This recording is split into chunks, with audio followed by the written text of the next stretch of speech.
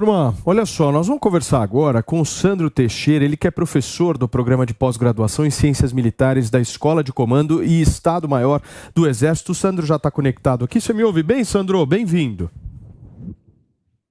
Boa tarde a todos, lhe ouço bem, um saúdo a todos e a nossa audiência. Ô Sandro, só para você tentar explicar um pouquinho para a gente, essa operação aí da criação dos corredores humanitários, quais as precauções disso?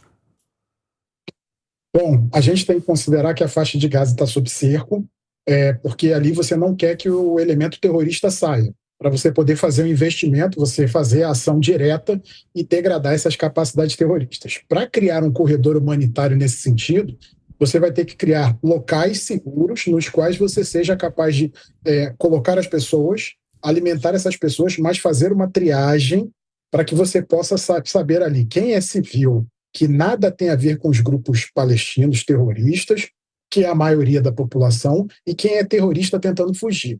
Para isso, você vai ter que ter ali não só o aparato humanitário, mas todo um aparato de segurança, todo um aparato com inteligência ali, em grande capacidade para saber esse aqui é terrorista, não pode sair, esse aqui são civis, podem seguir para um campo que poderia ser preparado aí nesse sentido. A gente tem até aqui no Brasil um exemplo parecido com isso lá em Roraima, que é a Operação Acolhida, né? Que você tem os refugiados que saem da Venezuela, são triados, vacinados, alimentados e devidamente abrigados de maneira humana. É até uma operação que cumpre normas da ONU, mas é uma operação do governo brasileiro. É uma situação crítica, né, Ave? Eu queria muito que você pudesse perguntar para o professor Sandro, porque você entende também disso. Quais são as precauções? Sim. Primeiro, nós temos que ter esses bolsões, exatamente isso, para a gente não criar um transporte livre de ambos os lados. É uma coisa que nem o Egito quer, na verdade. O Egito está evitando isso ao máximo e segurou a abertura da passagem de Rafah por muito tempo, porque tem um receio, tanto que uma das soluções foi tentar evacuar o pessoal para o deserto de Sinai, criar uma estrutura através da ONU, de outros países, deixar os civis indo para lá até acabar essa guerra e depois devolver com outro tipo de tratamento, porque a solução vai ser, no final do dia, as soluções são econômicas também, que a gente vai ter que pensar. Mas o que é muito importante nesse momento é que a população, sim, saia, pelo menos do norte. E aí eu escuto muito, 1 milhão de pessoas em 2 dias. Então, o anúncio já foi feito há uma semana. Não vai acontecer amanhã. Estão dando tempo. Em Israel em si, gente, foram evacuados 1 milhão de pessoas em 2 dias, tanto da fronte do norte como da fronte do sul. Então, as pessoas também saem das casas delas. As pessoas também, Israel hoje está paralisado, não estão trabalhando, o clima na rua não tem festas, não tem restaurantes, não tem nada. Então, voltando para esse corredor, o que a gente tem que cuidar? Que chega nas mãos certas, que tenha triagem, e eu tenho uma solução, na verdade, que pode se pensar. A gente pode evacuar primeiro mulheres, crianças, pessoas de idade. Vamos primeiro, já vai facilitar e vai tirar um grande pedaço dali. Vulneráveis, né? Vulneráveis. Que mais sofrem, que menos podem se defender e que, infelizmente, o Hamas muitas vezes não deixa eles fazerem isso. O Hamas pega as chaves dos carros para eles não sair de casa. Professor, Paulinho, eu tenho uma dúvida, porque a gente fica falando dos corredores humanitários e o senhor acabou de falar. Porque Microfone, a gente fica falando dos corredores humanitários, mas a primeira ordem do Hamas é que ninguém poderia sair de lá, correto? No corredor humanitário, eles vão permitir? Eu duvido. Eu acho que... Isso que eu falei, a gente fica falando muito do corredor humanitário, mas o Hamas não vai deixar as pessoas saírem. O grande trunfo do Hamas é o escudo humano. Para Israel, para o mundo, na verdade, a saída dos civis da região seria o ideal. Nem se escapar alguns terroristas do Hamas junto. Não tem problema, essa conta depois vai ser fechada em algum momento. O que é importante nesse momento, na entrada terrestre, sem dúvida que, além dela ser custosa para Israel, porque vai ter baixas no exército, não é uma coisa fácil, é uma região muito complexa, o avanço, ele é um avanço de 2, 3, 4 metros por dia, não é uma coisa que, apesar de ser uma área pequena, é uma área super povoada com 500 quilômetros de túneis nessa região. Com terroristas escondidos à espreita. Exatamente. Você me pediu a palavra para fazer uma pergunta para o professor? Sandro, boa tarde. A gente, no Linha de Frente desse final de semana, que inclusive vai ao ar hoje, 19h30, né? O Gavi tinha acabado de chegar de Israel e me deu a oportunidade de participar do programa e foi bastante rico.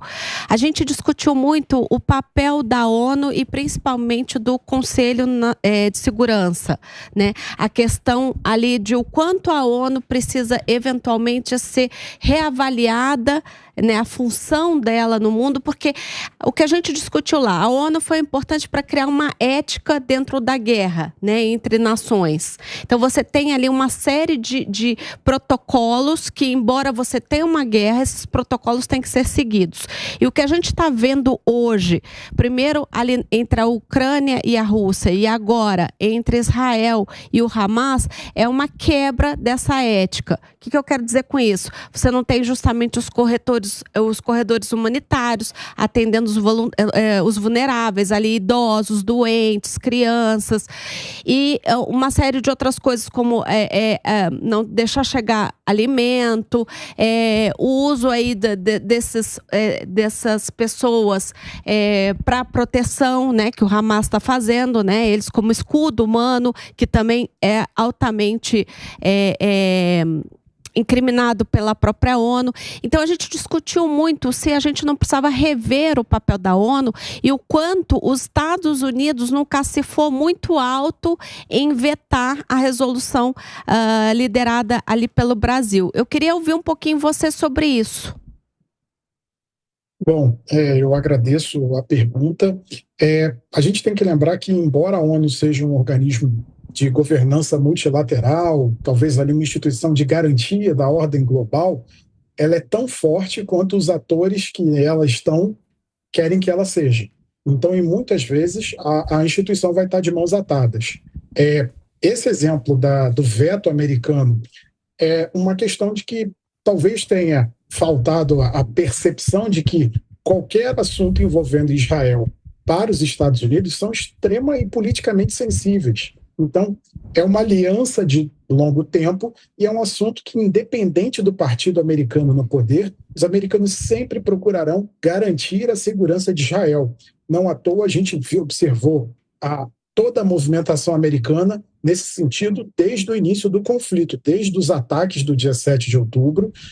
Os americanos procuraram mostrar a Israel que estão do seu lado, vão apoiar até o fim e estão bancando na diplomacia internacional a situação israelense. Então, o apoio do presidente americano, independente de que partido ele é, sempre será fulcral a Israel, assim como do Congresso americano. Então, nesse sentido, o que a gente tem observado nesse momento é um momento de, talvez, mudança na ordem global, onde você tem potências ali questionando essa ordem existente e você tem diversos conflitos aí ocorrendo, situações de tensão. Você tem o conflito russo-ucraniano, você tem esse conflito no Oriente Médio, que tem várias camadas geopolíticas que a gente poderia analisar, você tem os golpes que ocorrem na África, as guerras que ocorrem na África e as tensões na Ásia. Então é um momento em que uma instituição como a ONU é importante, mas ela fica muitas vezes de mãos atadas pelos atores ali, especialmente, por exemplo, o Conselho de Segurança. Então, qualquer resolução, por exemplo, envolvendo a Ucrânia, é automaticamente vetada pela Rússia. E por aí vai. A gente poderia pegar vários casos, mas o importante é perceber que talvez a ONU, a gente devesse participar de uma discussão global sobre uma reavaliação de como a gente pode transformar uma ordem mais segura, porque nesse momento a gente vive uma ordem complexa e insegura. Muito bem, professor Sandro, deixa eu trazer um destaque da imprensa norte-americana agora para todos que estão nos acompanhando. O jornal Wall Street Journal mostrou, gente, algumas imagens de 4 câmeras para especialistas analisarem o míssil que atingiu o hospital lá na faixa de Gaza, que criou uma verdadeira polêmica, acho que vocês estão lembrados, né? A conclusão é a de que o míssil veio de dentro da faixa de Gaza. Ainda de acordo com o jornal americano, falhas em mísseis lançados pelo Hamas não são raras. De acordo com a reportagem, a Organização das Nações Unidas informou que em 2022 foram registrados 3 eventos dessa natureza com danos e vítimas civis lá na faixa de Gaza. Eu vou encaminhar essa pergunta para vocês, professor Sandro, para entender um pouco sobre a guerra de narrativas, porque esse caso específico do hospital exemplificou perfeitamente isso, né? Num primeiro momento, vem a informação por parte do Hamas de que Israel teria sido o autor desse bombardeio em um hospital, e aí agora todo o aparato aí de imprensa norte-americana, todo o aparato mais especialista nessa questão de mísseis e guerras está mostrando que o negócio saiu de dentro da faixa de Gaza. O que eu quero entender de você, como um bom entendedor aí da política internacional, é, nesse momento, Israel está ganhando a narrativa ou não? Bom, é sem dúvida uma questão complexa, porque sempre quando a gente mexe com a dimensão informacional, não é algo fácil, porque ela lida com percepções, como as pessoas entendem o discurso que é colocado. A título de informação para a nossa audiência, estima-se que de 15% a 30% dos mísseis lançados por terroristas palestinos em Gaza caiam em Gaza. E a prática do Hamas é de sempre colocar as vítimas desses foguetes lançados por eles na conta de Israel, dizendo que foi Israel que teria vitimado essas pessoas com ataques aéreos ou artilharia, que não é verdade, mas a prática é essa. Então, na questão informacional, a mensagem que tem sido passada, a mensagem que tem sido colocada é essa. Israel teve que depreender uma série de ações de inteligência, de segurança, de demonstração de todo o seu potencial para tentar mostrar que aquele míssil que caiu, aquele foguete que caiu, porque na verdade é um foguete até de fabricação muito tosca, né? Um foguete Kassan tipo 100, um foguete que é utilizado com cano de água ou cano de esgoto, coloca-se ali uma carga explosiva que não passa de 10 quilos e dispara-se. É um míssil de fabricação muito barata. É muito comum esse tipo de falha nesse míssil. Logo depois que ele é disparado, ele acaba caindo nas proximidades do seu lançamento, o que provavelmente foi o que aconteceu, até pelas imagens que a gente viu dos danos no estacionamento do hospital.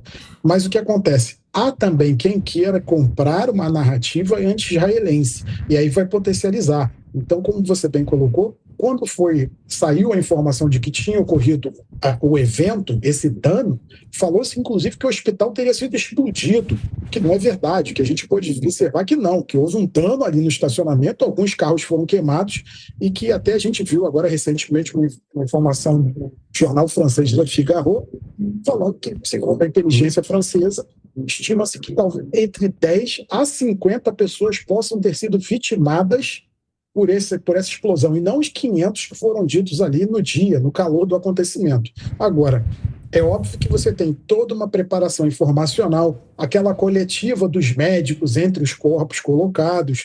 Então, há todo esse cenário para tentar colocar Israel na defensiva.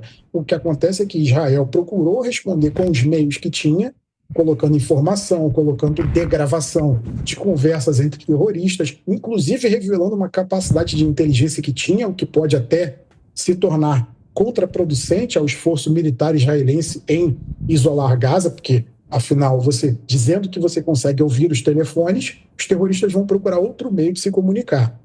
Então, Israel tem procurado reverter a narrativa, mas aí a gente também tem que considerar que há grupos interessados em uma narrativa anti-Israel e sempre compararão a mensagem e vão exagerar a história sempre que possível. Sem dúvida. Cássio Miranda. Sandro, tudo bem? Nós temos acompanhado nos últimos dias algumas discussões sobre a invasão terrestre da faixa de Gaza por Israel. E sempre que falam sobre esse tema, o primeiro assunto que surge é o assunto relacionado aos túneis. Eu queria que você falasse um pouquinho sobre as dificuldades impostas por estes túneis, se o exército israelense tem tecnologia para superar essas dificuldades. Bom, boa tarde, muito obrigado pela pergunta. O Israel tem capacidade de destruir esses túneis. Entretanto, qual é a grande dificuldade? A dificuldade não é adentrar os túneis, a dificuldade é localizar suas entradas e fazer os meios de engenharia, o pessoal engenheiro especializado em destruir esses túneis, chegar até eles. Uma vez dentro dos túneis, se torna mais fácil a destruição deles e por aí vai, mas acessá-los exigirá um combate urbano, que, como muito bem disse o Avi, é um combate de proximidade, um combate de 5 a 7 metros por dia de avanço, isso já vai ser um grande sucesso. É um combate que vai se fazer em meio a ruínas de prédios, ruínas de casas, terroristas surgindo do esgoto, de túneis cavados, já previamente escavados, preparados para lutar contra Israel. Israel já enfrentou esse combate em 2009, já enfrentou esse combate em 2014, conseguiu destruir uma rede de túneis, mas Israel vai ter que lançar mão de todas as tecnologias possíveis para isso. Ela possui, mas isso exigirá tempo, isso exigirá grande capacidade, o que deve levar um tempo, e em uma operação urbana, uma operação que dura muito tempo acaba gerando muitas baixas. Mas, infelizmente, essa é a tônica do combate urbano no século XXI. É só a gente lembrar da Batalha de Fallujah durante a Segunda Guerra do Iraque, é só a gente lembrar da Batalha de Mossul, que o Iraque, com o apoio de uma coalizão de países liderados pelos Estados Unidos, levou 9 meses para retomar a cidade de Mossul, e por aí vai. A tecnologia é existente, Israel tem a capacidade, mas o combate urbano até chegarem à entrada dos túneis é que vai ser um grande desafio. Muito bem, o Wilson pediu? Sandro, a gente, no início do programa aqui, antes de começar o programa, a gente conversava muito sobre cessar fogo, né? E a gente via com dificuldade de achar o caminho de qual momento que isso vai acontecer. E aí eu vou falar sobre a minha opinião para não envolver a todos. Mas existia um sentimento que esse cessar-fogo só vai acontecer a hora que os países que financiam a guerra, Estados Unidos, a Rússia, a China, que financiam a guerra, conseguirem sentar numa mesa, não digo os presidentes, mas as figuras que representam através da ONU ou através de um outro órgão internacional, conseguirem sentar na mesa e falar assim, ó, acabou, isso aqui já dominou, isso aqui já mudou. Você acha que o cessar-fogo é só em um momento onde os grandes países que financiam a guerra conseguir entrar no entendimento? Porque o grande problema é o entendimento econômico, o entendimento político, que eles não conseguem. Um querendo mostrar mais força que o outro. Você acha que o cessar-fogo acontece só quando eles conseguirem se entender de alguma forma? Bom, Wilson, na verdade tem vários níveis a sua pergunta, então eu vou tentar responder a sua pergunta em vários níveis. Primeiro nível, para a gente entender que esse cessar-fogo seria Israel retomar alguma dissuasão, alguma capacidade de dissuasão desses grupos terroristas, que essa capacidade ela desapareceu depois dos ataques do 7 de outubro. O Hamas demonstrou uma capacidade sofisticada de lançar uma operação contra Israel, que Israel vai ter que degradá-lo para que ele não possa lançar outros ataques dessa maneira. Então esse é o primeiro ponto. E aí a gente poderia colocar num plano tático operacional. Num plano político, Israel vai ter que ter uma sinalização de apoios da comunidade internacional, da Europa e dos Estados Unidos, de que ela não sofrerá mais agressões desses grupos proxy, desses grupos por procuração do Irã contra ela. O que é um sinal muito difícil no Oriente Médio de hoje, porque isso é mais um capítulo dessa grande disputa entre Israel e o Irã. E o Irã utilizando Israel como uma tentativa de se mostrar popular na região, tentar granjear aliados. Entretanto, só conseguiu granjear grupos terroristas, como o Hezbollah, como o Hamas, como a Jihad Islâmica Palestina e por aí vai. Então, é uma situação muito complexa e os americanos até podem estar dispostos a discutir cessar-fogo, mas somente depois que Israel obter garantias de segurança de que um novo ataque como a gente viu no dia 7 de outubro, vai voltar a estar no nível do impensável, do inconcebível. Sem isso, até lá, os americanos estarão com Israel, estarão apoiando Israel. Não à toa, nós vimos o deslocamento de meios militares, o que Israel não precisa de um porta-aviões americanos para resolver o problema do Hamas. Israel não precisa disso. Mas 2 porta-aviões americanos na região são uma sinalização tanto para o Hezbollah quanto para o Irã quanto para agora, segundo as informações que a gente teve na sexta-feira, de um ataque feito de mísseis de cruzeiro a partir do Iêmen, pelos Houthis do Iêmen, que são apoiados pelo Irã. Então, aí sim você precisa ter meios navais americanos ali posicionados para colocar uma mensagem clara de apoio americano a Israel. Sim. Sandro, obrigado, viu, meu amigo? Sandro Teixeira, professor, especialista aí de relações internacionais, principalmente dessa ala militar, pôde explicar um pouquinho para a gente como é que está o cenário, o triste cenário em Israel, logo depois dessas explosões que dificultaram muito a chegada aí de ajuda humanitária. Obrigado, Sandro. Um abração para você.